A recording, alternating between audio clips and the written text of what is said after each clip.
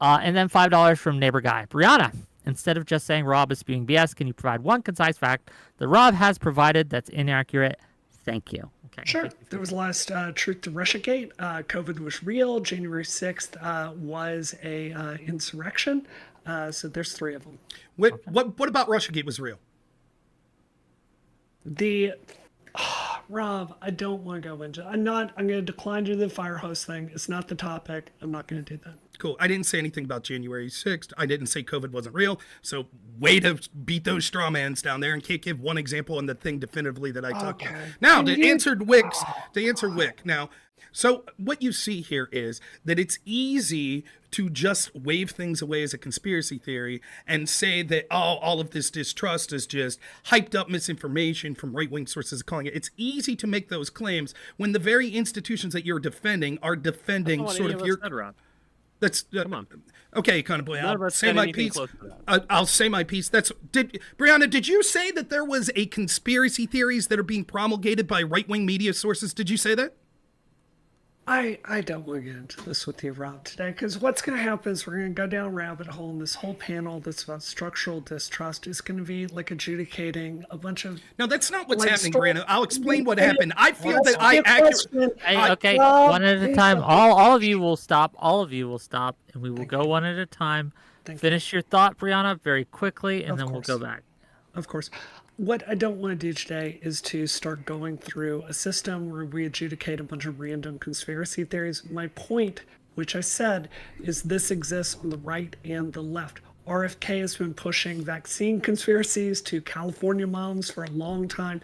This also exists on the right. It is a human nature phenomenon. Okay, so Econoboy interrupted me to say me accurately representing what Brianna said wasn't what was said. Then when I asked Brianna, is that what you said? She says I'm not going to engage with it. Both sides engage in conspiracy theories. So Econoboy, perhaps you should speak for yourself and not Brianna, who's unwilling to defend her own positions. Now, she's going to say that things are conspiracy theory and she doesn't want to get into the specifics of them. It would have been the same if I hand-waved away her concerns about the Iraq war by saying, these are outlandish conspiracy theories. We don't want to get into it. You're anti-American. You're a misinformation peddler. You're a conspiracy theorist. Oh, that's what the Bush administration did. And people like Brianna that would have been marching with people like me that were against the Iraq war, that had a healthy distrust of our military industrial complex and CIA, were correct in that instance, just like I'm correct in many of the instances that people like Brianna would call me a conspiracy theorist. The difference that's occurred now, and it was one of the greatest propaganda victories in history, was the very people on the left that used to be the most distrusting of institutions like our intel agencies,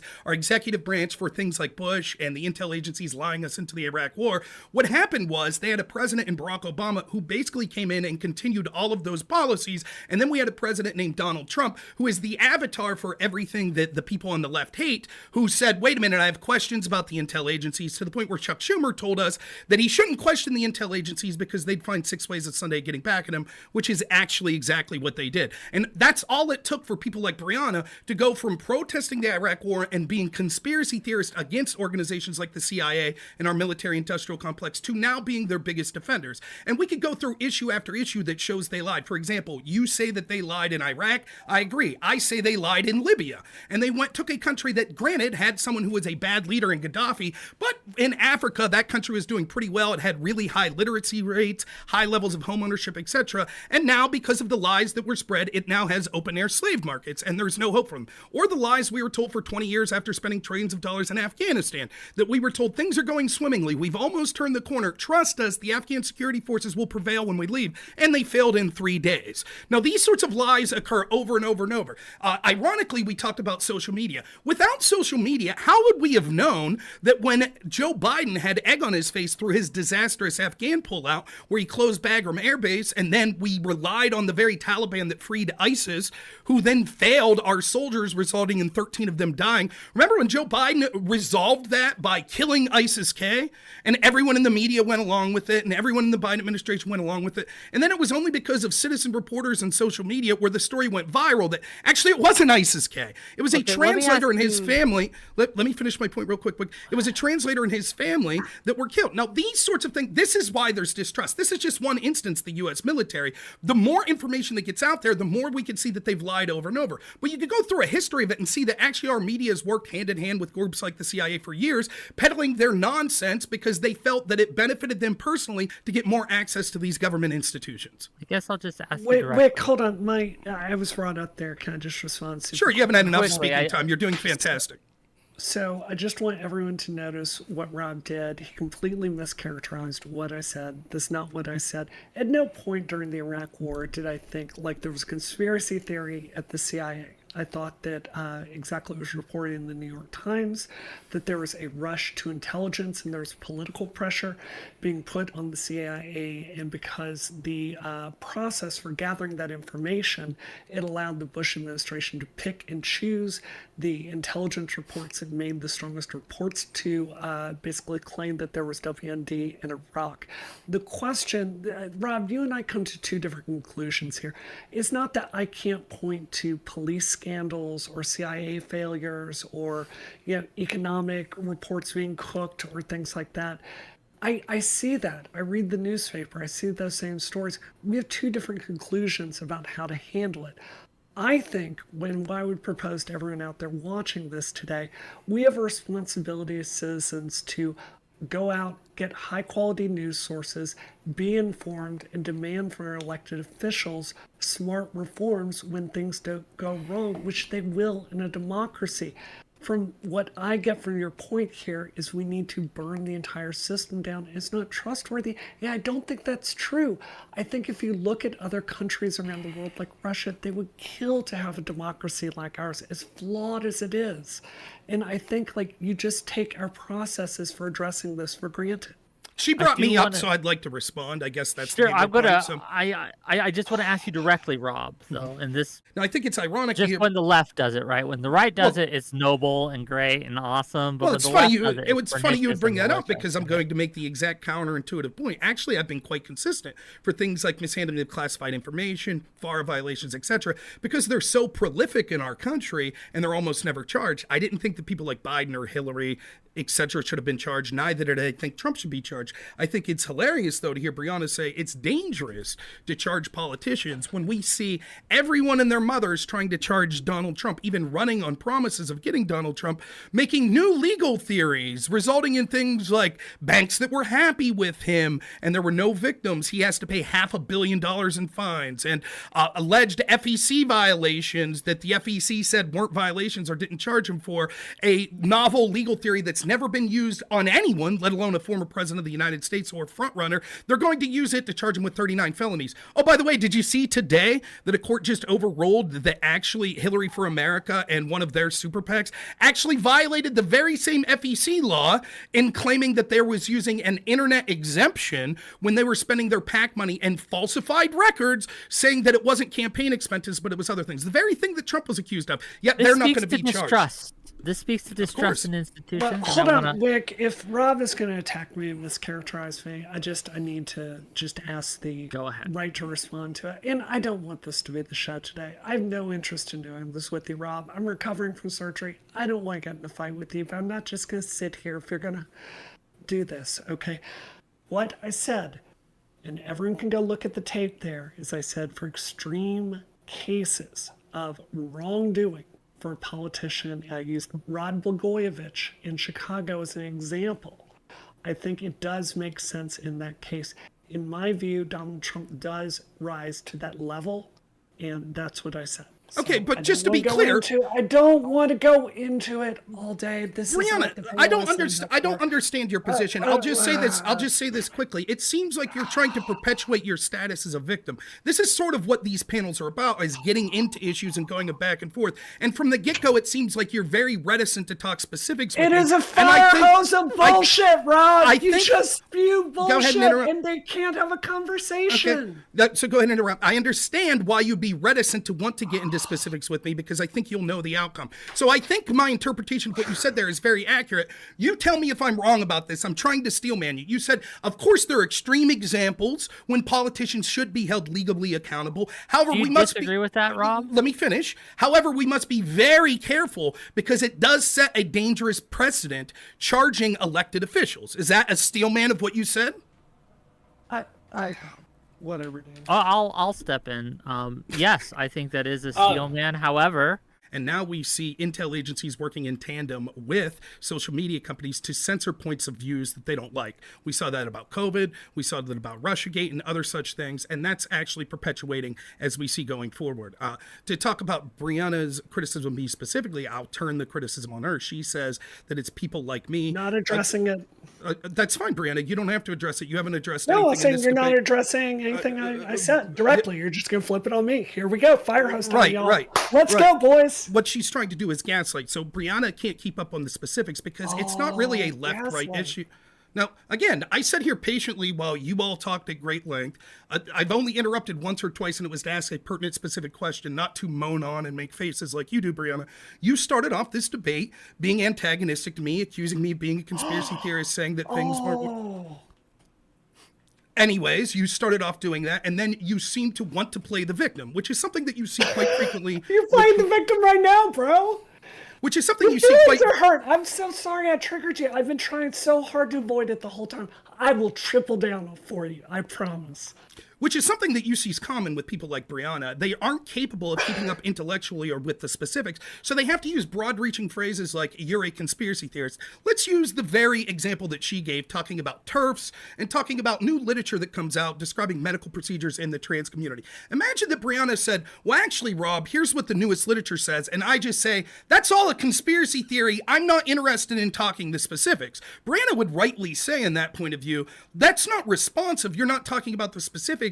You're instead just attacking me and being dogmatic because you're not interested in the specifics because you have an agenda that's pre-confirmed to what your beliefs are and you don't want to hear anything that's antithetical to that. And that's exactly what Brianna's doing. The people that have called people like me conspiracy theories were wrong over and over and over again. They're wrong on COVID. They were wrong on Russiagate. They were wrong on Biden's cognitive decline. They gaslit you on these blatant things, particularly Biden's cognitive decline, and called people like me and millions of others that saw what Biden was becoming right in front of our eyes conspiracy theorists. At least to me, that's the interesting part. Brianna, what's the first step to solving a problem? I think Wick is the moderator here, and I'm going to stop letting you lead the panel. Econo Boy, I want to go with something you just said. I think another really big problem that we have is the information that's out there. Something that's really changed in my lifetime is I can remember when the primary place you got information from was an actual newspaper. I think this move to a free model of news that we get online, I think it's ironic that we're all reading more and more than ever before, but so much of the news is partisan. I mean, even high quality news sources like Vox, I think it's fair to say they have a very specific bent to them. So, something I think that we should be looking at is actually subsidizing the news business or giving it tax breaks or looking at some way to make it just sustainable, particularly local news. We are focusing so much on federal politics tonight. In my experience, local politics, that is where the corruption really, really, really, really happens, and local news is absolutely shrinking. So I think literally one of the biggest problems with declining trust in institutions, all of us agree that the corruption is getting worse, the insider use of the power is getting worse. We don't have high quality information to even hold the people accountable. So I think that's a major component. Hey, Parallax, what's the first step to solving a problem? Recognizing one. Thank you so much. At least you're honest and actually answered, unlike the two people above. Ironically, Brianna gets it exactly wrong, where she says maybe we should have the government fund these institutions. We've tried that. That's called NPR. They're one of the biggest purveyors of misinformation. And again, when we see that is absolutely true. Objectively not true. Absolutely true. Absolutely true. Hold on, because you're just guys. You both are just going to go back and forth. Brianna, can you point to the reason he's incorrect here? Sure. I would, Rob, after this panel, I'll be very happy to show it to you, but I've seen many studies that show NPR viewers and listeners are some of the highest informed. They are lowest on things like believing misinformation, and I personally believe that saying NPR is like a mouthpiece of the government is one of these things the right wing repeats until they're blue in the face and people actually believe it. I don't think there's any evidence for it. Okay, so here we go again. It's like down a rabbit hole that has nothing to do with the fucking topic. It has to do. So this is what's interesting. This whole debate's been this. I'll say something specifically relating to the topic, and then someone will say something specifically back to it. So Brianna said, "I want to talk about solutions. My solutions to have state-funded media." So I say we have a state-funded media. I find them to be distruthful. Your response is that's not true, and it has nothing to do with the topic. Trustworthy, They're not trustworthy. So for example, you'll be able to find studies from another institution of academia that also is distrustworthy. Hold on, Rob. I want to ask Rob directly. Who do you trust, right? Why do you trust alternative media anymore? Can you produce any evidence that they are more trustworthy or more accurate than other media sources? First off, there's no one media outlet that I trust wholeheartedly. There are people and media outlets that I think have been more correct on major stories than others, but I always try my best to get varying biases. So I like listening to people like Jake Tapper and Anderson Cooper and reading the New York Times and the Washington Post to get things from one side of the ledger. And then I like reading people like Mike Cernovich or people like Mike Benz or people like John Solomon to get things from the other side of the ledger. On many of these stories, all of those groups have been wrong on certain things. So, for example, an NPR audience, for example, despite what some study will show you, when we see audiences like NPR that are predominantly left, we see that left-wingers were far more wrong about the severity of COVID. Like they thought that the death rate of COVID was something like 50%. The infected fatality rate. That 2/3 of Democrats in a 2018 YouGov poll said that Russia hacked voting machines to steal the election for Trump. So the idea that they're not purveying misinformation is just fundamentally wrong. Of course, institutionalists like Brianna that like the direction that misinformation is going. It's personal attack has nothing to do with the subject. I mean, again, you could say it's personal attack, but I'm saying that people like you that like NPRs because when their misinformation benefits your side 99% of the time, you're going to say, oh, they're mostly truthful. I don't see a problem with it. 99% of the time. That's the claim. We're going to come back to that. Okay, show me a story that NPR has been inaccurate on. This is literally the first fucking Google search, Rob. You look it up, media bias fact check. This is what it says. It says NPR, let me finish. It says the bias rating this is in your favor. It has a slight left bias that was primarily center. The factualness of the reporting is rated high. The traffic of it is high, and the credibility rating, according to MBFC, is very high credibility. What is MBFC, just out of curiosity? It does not say here. I'm reading the detailed report, but I'm sure if you looked at this, you can go through it, and it gives... Nice fact check. It's the site you're on. Excellent. Oh, thank you. So this is the point. Rob is coming through. This is why it doesn't make sense to go through and fact check every single one of this fire hose of false claims, because we can sit here, we can just Google it. It's the first result. Rob claims that the very first result is like, Rob claims that NPR is like a government mouthpiece. I look it up. The very first result shows that it's not. It shows it's high credibility. It's got a slight left-wing bias. Fair enough. Maybe we should look at that. And it goes through and gives a whole bunch of examples of the reporting being mostly neutral. He makes claims that 99% of the time it aligns with my point of view. And it's just not true. There's no evidence for this. We will spend the 2 hours hunting down all this horse shit, and they will never get to talk about any of the stuff I actually prepared for with this panel. The conspiracy theory nut jobs are a huge part of why we cannot have an honest discussion in this country about figuring out our institutions, because the crazies on one side have their mind made up on everything and have a frame to understand the world, and so do the ones on the other. It is impossible to move forward.